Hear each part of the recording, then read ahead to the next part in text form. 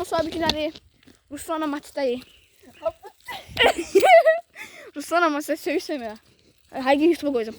Deməli, Ruslanla maçdayıq, gəzirik. Ruslan öz fəlsəfəti iləndir. Mən də öz fəlsəfəti ilənəm. Bu dəqiqə burada bizə it çatsa, bu dəqiqə bizə burada it çatsa, bu dəqiqə bizə it çatsa burada, bu dəqiqə bizə it çatsa burada.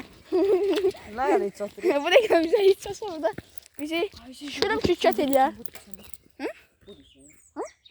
Qavat uçuda bunu deyil. Gəl.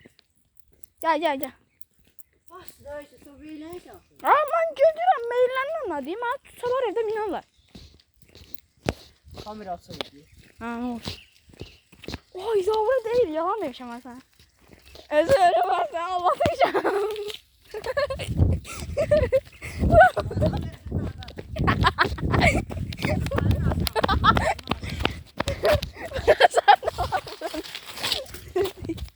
Sonra dedi. Heç yer. Yok.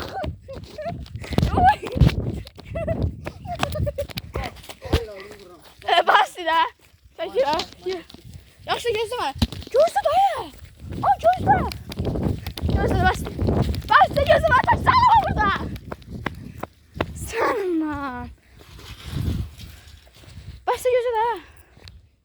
Yanına gelirsən, burada dedi. Evdə yoxdur, mən sənə göstərən yerdir. Evdə yox idi, görmədim, qapı bağlı idi. Evdə yox idi, onlar özüm ölüm. Mən sabah gəl... Sana yalan dişən qoyur. Yox. Ya mən sıfır yox, qardaşım. Məni allatma. Gəlirsən, gəl. Gəlmirsən, gəlmə. Burada gəlmişik. O sən görüm, dədə qoyur. O, dədə qoyur. Minaya nə evin keçmiş. Hansı deyir? Mina, bu da qaladır. Hə. Sənə qarışır. Ha. Bu da orada, onlar burada qalırlar. Yox, Allah yeyərsən. Qabaqda qalır. Bunlara... Fərda! Ha, qara. Sına evdədir. Gəl dedi, ha.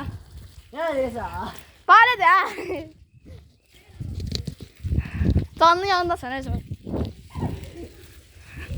Bir də çəkirəm səni. YouTube'a qoyarım. Baxın.